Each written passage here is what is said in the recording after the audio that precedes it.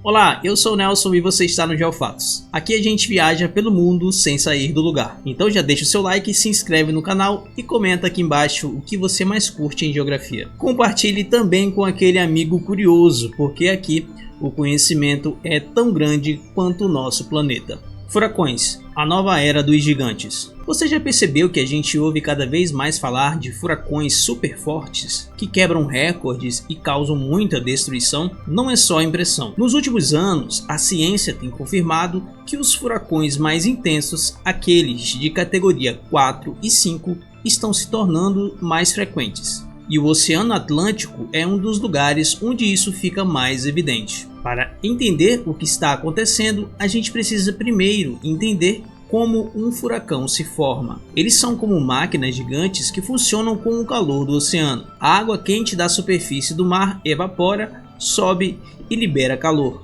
o que gera ventos fortes que começam a girar. Quanto mais quente a água, mais energia a máquina tem. E é aí que está o ponto. Com o aumento da temperatura global, a água dos oceanos está mais quente, especialmente no Atlântico. E isso está fornecendo o combustível perfeito para que os furacões atinjam intensidades absurdas. Essa energia extra não só faz com que os furacões sejam mais fortes, mas também faz com que eles se intensifiquem de forma mais rápida. Antes, um furacão levava dias para evoluir de uma tempestade tropical para uma tempestade gigante. Hoje, a gente vê casos de furacões que pulam de categoria em poucas horas, pegando todo mundo de surpresa e dando menos tempo para as pessoas se prepararem. Um dos furacões que mais chamou atenção nos últimos tempos foi o furacão Idália. Ele se formou em 2023 e passou por um processo chamado de intensificação rápida, antes de atingir a Flórida. Ele ganhou tanta força de repente que a sua intensidade quase dobrou em apenas 24 horas. Isso é algo que a gente está vendo com mais frequência e que mostra como o comportamento desses fenômenos está mudando. O aumento da intensidade dos furacões não é uma coisa que acontece de forma isolada. Além do calor do oceano, a mudança do clima também está mexendo com outros fatores. Por exemplo, a água do mar mais quente faz com que a umidade do ar aumente, o que significa que os furacões trazem consigo chuva muito mais fortes e inundações catastróficas. Além disso, a elevação do nível do mar, causada também pela mudança do clima, faz com que a onda que o furacão empurra, chamada de maré de tempestade, seja ainda mais alta e perigosa. Isso tudo mostra que o nosso planeta está passando por uma transformação. Os furacões sempre existiram, mas a forma como eles estão se comportando é nova. E o mais interessante é que a ciência está acompanhando tudo de perto, mostrando que a geografia não é só sobre o que está parado, como as montanhas e os rios, mas também sobre o que está em movimento, como os ventos e as águas do oceano. E como a gente precisa entender esses fenômenos para se preparar para o que está por vir. O maior tsunami do mundo. Quando pensamos em tsunamis, a gente imagina ondas gigantes que devastam cidades litorâneas, como vemos em filmes. Mas o que aconteceu na Baía de Lituya, no Alasca, em 1958 foi algo tão inacreditável que parece até mentira. O que aconteceu lá não foi só a maior onda já registrada, foi uma parede de água tão alta que daria inveja em qualquer arranha-céu. Era 9 de julho de 1958, uma noite normal na Baía de Lituya, um fiorde estreito e profundo, cercado por montanhas gigantes. De repente, a terra tremeu com um terremoto de 7,8 na escala Richter. O tremor foi tão forte que fez com que cerca de 30,6 milhões de metros cúbicos de rocha e gelo simplesmente desabassem de um dos penhascos e caíssem no fiorde. O impacto da rocha na água foi tão violento que gerou uma onda colossal, mas não era uma onda comum, dessas que se quebram na praia. Foi um tsunami, mas com uma força e uma altura inimagináveis. A água subiu pela encosta oposta do fiorde, arrancando árvores e tudo o que encontrava pelo caminho, até atingir a marca de 524 metros de altura. Para a gente ter uma ideia do que isso significa, o Empire State Building, um dos prédios mais famosos de Nova York, tem apenas 443 metros de altura, ou seja, essa onda superou a altura do prédio mais de um quarteirão. A onda seguiu seu caminho, destruindo tudo ao longo da baía, mas, por sorte, a região era bem isolada. Existiam apenas 3 embarcações no local no momento do evento, e a maioria das pessoas conseguiu se salvar. A Baía de Lituia nos mostra o poder assustador e imprevisível da natureza. A maioria dos tsunamis é causada por terremotos no fundo do oceano, mas esse foi diferente. Foi um tipo de tsunami causado por um deslizamento de terra, mostrando que a geografia de um lugar pode ser tanto uma proteção quanto uma ameaça. O evento mudou a paisagem da baía, mas, felizmente, a quantidade de vidas perdidas foi mínima, o que faz com que esse fato seja tão impressionante. O dia em que o deserto do Saara floresceu. Quando a gente pensa no deserto do Saara, a imagem que vem à mente é de dunas de areia infinitas, calor escaldante e falta de vida. É um dos lugares mais inóspitos do planeta, e é difícil imaginar que um dia ele foi totalmente diferente. Mas, acredite ou não, há alguns milhares de anos o Saara não era um deserto, era uma savana verdejante, cheia de rios, lagos e animais. Um paraíso que hoje só existe em livros de história. Há cerca de 6.000 a 10.000 anos, durante o período que os cientistas chamam de período úmido africano, o clima na região era completamente diferente do de hoje. As monções africanas, ventos úmidos que trazem chuvas para o continente, eram muito mais fortes e se estendiam por uma área maior do que a atual, transformando o que hoje é um deserto em uma savana. Essa mudança de clima transformou o Saara em um lugar vibrante. Rios corriam por todo lado, alimentando lagos gigantescos, como o Lago Megashade, que na época era o maior lago de água doce do mundo. As margens desses rios e lagos eram cheios de vida. Elefantes, girafas, hipopótamos e crocodilos andavam por ali, em meio a uma vegetação exuberante. Era o cenário perfeito para a vida humana, e muitos povos antigos de caçadores e coletores e também pastores viviam na região. Eles deixaram sua marca em pinturas e gravuras nas cavernas, mostrando a vida animal e as paisagens que existiam na época. Mas o que fez o Saara se transformar em um deserto? As mudanças no clima não param. O que aconteceu foi uma mudança natural na órbita da Terra e em sua inclinação. Isso alterou a distribuição de luz solar sobre o planeta e fez com que as monções africanas enfraquecessem e se deslocassem para o sul. Com menos chuvas, a vegetação e os rios começaram a desaparecer e a areia começou a tomar conta. O processo de desertificação foi gradual, acontecendo ao longo de centenas de anos, até que o Saara se tornou o deserto que conhecemos hoje. A história do Saara nos mostra como a geografia de um lugar é algo que muda.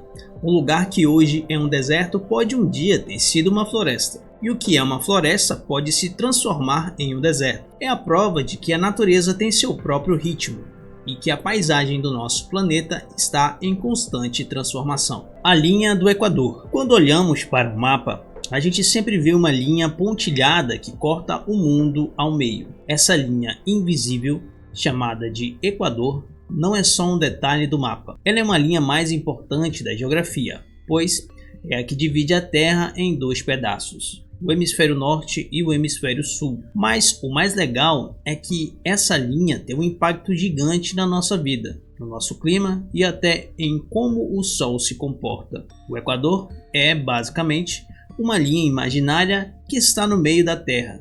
É o ponto onde o nosso planeta é mais largo e, por isso, a linha tem um comprimento de mais de 40.000 quilômetros. O mais curioso é que essa linha passa por 13 países. Isso mesmo, países como o Brasil, Colômbia, Indonésia, Quênia e Equador, que ganhou esse nome justamente por isso. São atravessados por essa linha. Mas o que torna essa linha tão especial? Para começar, é por causa dela que a gente tem as estações do ano. O Equador marca o ponto onde o Sol fica exatamente em cima da gente ao meio-dia, o que acontece 2 vezes por ano, nos equinócios, em março e setembro. Nesses dias, a quantidade de luz do dia e da noite é a mesma em todo o planeta, e a luz do Sol atinge a Terra com mais força na linha do Equador. É por isso que as regiões perto do Equador têm um clima tão específico.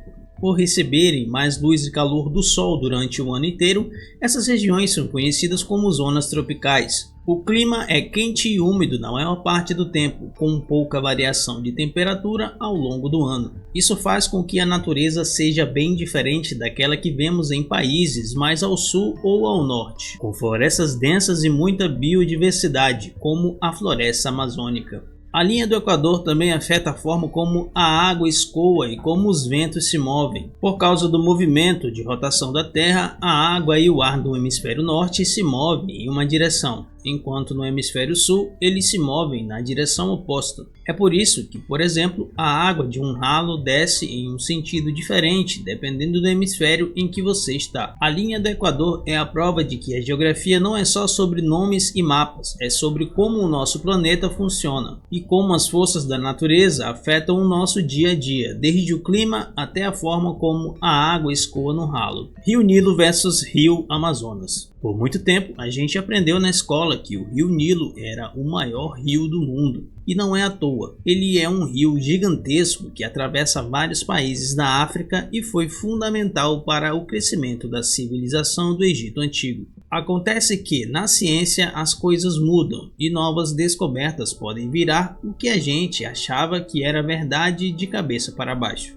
Nos últimos anos, a ciência reescreveu a história do rio mais longo do mundo, e o protagonista dessa nova história é o nosso vizinho, o rio Amazonas. Graças a estudos mais recentes, especialmente um feito por pesquisadores brasileiros em 2007, a nascente do Amazonas foi medida de forma mais precisa, o que revelou que ele é, na verdade, o rio mais longo do planeta. Mas por que essa confusão toda? Medir o tamanho de um rio não é tão simples quanto parece. A principal dificuldade é saber exatamente onde o rio começa e onde ele termina. Um rio como o Amazonas é uma rede complexa de afluentes, riachos e lagos, e a definição da sua nascente pode mudar dependendo da tecnologia e do método usado para medi-la. O novo estudo, que utilizou tecnologia de ponta, definiu a nascente do Amazonas em uma parte bem remota da Cordilheira dos Andes, no Peru.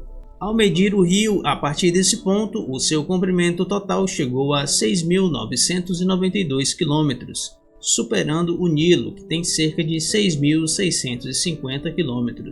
Essa descoberta não diminui a importância do Nilo. Ele continua sendo um rio vital para a vida e a história de muitos países africanos, e é o rio que flui do Burundi até o mar Mediterrâneo, como sempre soubemos. No entanto, a ciência mostrou que o título de rio mais longo do mundo foi atualizado, passando das mãos do Nilo para o Amazonas. A história dos dois rios mostra como a ciência está sempre em movimento. O que achamos que é um fato hoje pode ser redefinido amanhã, com novas tecnologias e novas descobertas. E, nesse caso, é uma vitória para o nosso planeta, com o rio Amazonas levando o título de maior rio do mundo, tanto em comprimento quanto em volume de água. O maior terremoto já registrado. No dia 22 de maio de 1960, o Chile viveu um dos momentos mais impressionantes e assustadores da história da humanidade. O maior terremoto já registrado no planeta Terra. Esse evento ficou conhecido como o Grande Terremoto do Chile, atingindo a magnitude de 9,5 graus na escala Richter. Para você ter uma ideia do que isso significa, basta lembrar que um tremor acima de 7 já é considerado destruidor. Imagine então quase 10 minutos de terra sacudindo com essa força descomunal.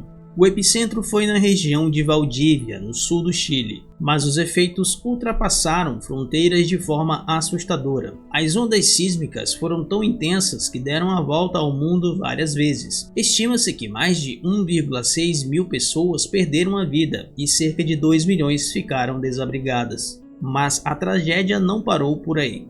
Logo após o terremoto, um gigantesco tsunami se formou, com ondas que chegaram a 25 metros de altura, destruindo cidades costeiras e viajando milhares de quilômetros pelo Pacífico. Essas ondas atingiram o Havaí, o Japão e até as Filipinas. provocando mais mortes e aumentando ainda mais a dimensão da catástrofe. O impacto foi tão brutal que mudou a geografia da região. Partes da costa chilena afundaram, outras se elevaram, rios mudaram de curso e até vulcões foram afetados. O vulcão Puyehue, por exemplo, entrou em erupção 2 dias depois, algo que muitos cientistas acreditam ter relação direta com a liberação de energia causada pelo terremoto. Esse episódio se tornou uma referência mundial para o estudo da sismologia e ajudou os cientistas a entenderem melhor como funciona a liberação de energia das placas tectônicas. Hoje, graças a esses aprendizados, muitos países conseguiram criar sistemas de alerta que podem salvar milhares de vidas em situações semelhantes. O grande terremoto do Chile é, até hoje, um lembrete poderoso de como a natureza pode mudar tudo em questão de minutos. Ou em Ñacon, o lugar habitado mais frio do mundo. Imagine viver em um lugar onde o inverno não dura apenas alguns meses, mas quase o ano inteiro, e onde a temperatura média pode ficar em torno de menos 50 graus Celsius. Parece impossível, mas é a realidade da pequena vila de Oinhacon, localizada na Sibéria Oriental, Rússia. Esse é considerado o lugar habitado mais frio do planeta. Em 1933, Oinhacon registrou oficialmente a menor temperatura já medida em um local onde pessoas vivem de forma permanente. Menos 67,7 graus Celsius, só para você ter uma ideia. Isso é mais frio do que muitas regiões da Antártida em alguns períodos. Há relatos ainda mais extremos, como os menos 71,2 graus Celsius em 1926, mas esse dado não foi validado oficialmente. A vida por lá é um verdadeiro desafio. O solo é de permafrost, ou seja, está permanentemente congelado. Isso afeta tudo. A agricultura quase não existe e até enterrar os mortos exige esforço. Antes de uma sepultura ser aberta, os moradores precisam acender fogueiras sobre o solo para conseguir descongelá-lo. Os problemas do cotidiano são igualmente impressionantes. Carros precisam ficar ligados o tempo todo para não congelarem. Canos de água podem estourar com facilidade. O ar frio é tão intenso que respirar profundamente pode causar dores nos pulmões. Mesmo assim, cerca de 500 pessoas vivem ali, levando uma vida adaptada ao extremo. Criam animais resistentes ao frio, caçam, pescam e dependem bastante do comércio com cidades próximas. Oinhacon se tornou famoso não só pelo frio, mas também por mostrar a incrível capacidade humana de sobreviver nos ambientes mais hostis do planeta. Vale da Morte. Se Oinhacon representa o gelo, o Vale da Morte na Califórnia, Estados Unidos, é o extremo oposto. O calor absoluto. Esse deserto é considerado o lugar mais quente do planeta em termos de temperatura do ar registrada oficialmente. Em 10 de julho de 1913, na estação meteorológica de Furnace Creek, os termômetros chegaram a incríveis 56,7 graus Celsius. Para se ter noção, essa é uma temperatura em que objetos metálicos podem queimar ao toque. E o corpo humano enfrenta risco real de falência em minutos. Por muitos anos, acreditava-se que o recorde de calor mundial pertencia à cidade de El Azizia, na Líbia, com 58 graus Celsius registrados em 1922. Porém, em 2012, a Organização Meteorológica Mundial revisou os dados e concluiu que havia erros na medição. Assim, o Vale da Morte manteve seu título de fornalha do planeta. Mas por que esse lugar é tão quente? A explicação está na sua geografia. O Vale da Morte é uma bacia cercada por montanhas altas, que aprisiona o ar quente e impede a circulação. Isso cria um forno natural, onde o calor se acumula e se intensifica. Outros lugares também são candidatos ao título de mais quente, mas em outro tipo de medição, a do solo. Satélites da NASA já registraram 70,7 graus Celsius no deserto de Lut, no Irã, um calor quase impossível de imaginar. Mas como essa medição não foi feita no ar e sim no solo, o recorde oficial continua com o Vale da Morte. Viver lá não é nada fácil, as temperaturas médias de verão ultrapassam os 45 graus Celsius. Apesar disso, o local recebe turistas curiosos que querem sentir de perto essa experiência. O Vale da Morte mostra até onde o calor pode chegar e como a Terra guarda extremos que desafiam nossa imaginação.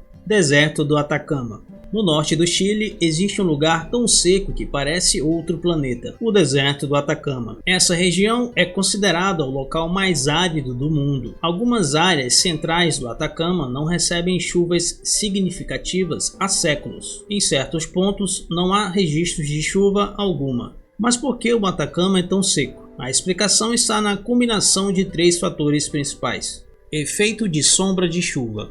O deserto fica entre a Cordilheira dos Andes e a Cordilheira da Costa. As duas barreiras montanhosas bloqueiam a umidade vinda de ambos os lados. Corrente fria de Humboldt. Essa corrente marinha que sobe pela costa chilena resfria o ar e impede a formação de nuvens de chuva. No máximo, gera uma névoa costeira que não chega ao interior. Alta pressão subtropical. Uma massa de ar seco predomina na região, dificultando ainda mais qualquer possibilidade de precipitação. O resultado é um cenário impressionante. Há locais no Atacama onde não existe quase nenhum sinal de vida. Por causa disso, a NASA usa o deserto como campo de testes para equipamentos de exploração espacial. O solo de algumas áreas é tão parecido com o de Marte que já serviu para simulações de missões espaciais. Mesmo nesse ambiente inóspito, há vida. Comunidades humanas vivem em pequenos povoados, criando animais, cultivando em áreas irrigadas e aproveitando recursos como o sal e o cobre. Além disso, algumas espécies de plantas e micro-organismos adaptados ao extremo conseguem sobreviver ali, mostrando a resiliência da vida. O Atacama não é só um deserto, é um dos melhores exemplos de como o planeta Terra pode ser diverso e surpreendente, revelando paisagens que parecem saídas de outro mundo. A maior onda do mundo. Quando pensamos em ondas gigantes, a maioria das pessoas imagina aquelas que surfistas enfrentam em praias famosas como Nazaré em Portugal. Mas, na verdade, a história das maiores ondas do planeta é dividida em 2 categorias: as ondas medidas pela ciência em mar aberto e as ondas surfadas por seres humanos. Ambas são impressionantes, mas representam fenômenos diferentes. Em novembro de 2020, o Oceano Pacífico Norte, próximo à Colômbia Britânica, no Canadá, instrumentos da empresa Marine Labs Data Systems registraram uma onda de 17 metros de altura. Para se ter uma ideia, isso equivale a um prédio de 6 andares se erguendo no mar. Esse foi um dos maiores registros científicos já confirmados, mas não o único.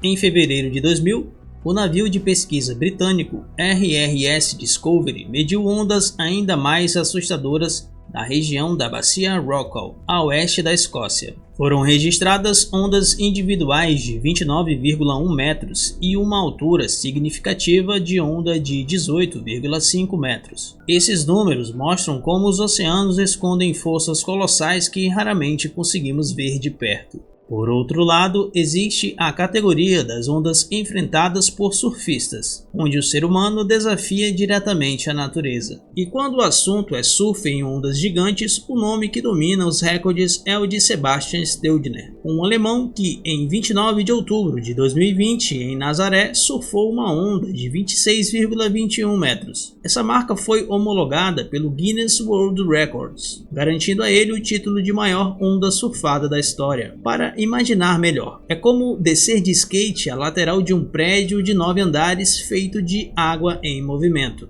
E não para por aí. Em fevereiro de 2024, novamente em Nazaré, Steudner desafiou uma muralha ainda maior, com 28,57 metros de altura. Essa medição já foi confirmada por instrumentos e análises técnicas, mas ainda aguarda validação oficial para entrar nos recordes mundiais. Se homologada, vai superar sua própria marca anterior e consolidar Nazaré como o verdadeiro coliseu das ondas gigantes. Nessa mesma praia portuguesa, uma das maiores referências femininas do surf mundial também fez história, a brasileira Maia Gabeira. Em 2018, ela entrou para o Guinness ao surfar uma onda de 20,72 metros, um feito que já parecia inalcançável. 2 anos depois, em 2020, Maia quebrou o próprio recorde ao surfar uma parede de 22,4 metros, mostrando que a coragem não tem gênero quando se trata de enfrentar a fúria do mar. Mas há um detalhe importante: o que chamamos de maior onda do mundo pode variar dependendo do critério. Cientificamente, a maior onda registrada por instrumentos em mar aberto chegou a mais de 29 metros.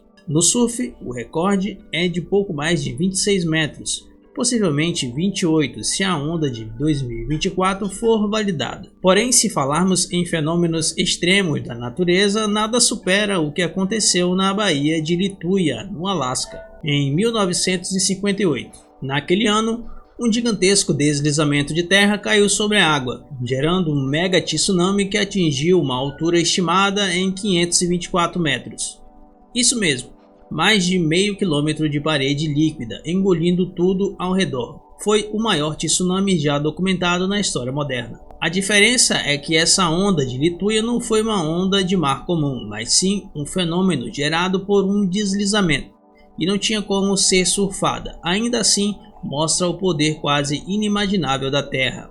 Resumindo, a maior onda surfada oficialmente teve 26,1 metros, por Sebastian Steudner, em Nazaré, em 2020. Possível novo recorde, 28,57 metros, Steudner, em Nazaré, 2024, aguardando homologação. Maior onda da história por fenômeno natural, 524 metros, mega tsunami em Lituya, Alasca, 1958. Esses números deixam claro que o oceano é um dos lugares mais impressionantes e perigosos do planeta, seja pelas medições científicas ou pelo surf de ondas gigantes. As maiores ondas já registradas são a prova de que a natureza guarda forças que desafiam até a imaginação. E aí, curtiu esses fatos da nossa geografia? Não se esqueça de se inscrever, ativar o sininho, deixar o like, um comentário com a sua curiosidade geográfica preferida e também não esquece de compartilhar com aquele amigo curioso, porque o conhecimento só faz sentido se dividido. Até o próximo vídeo.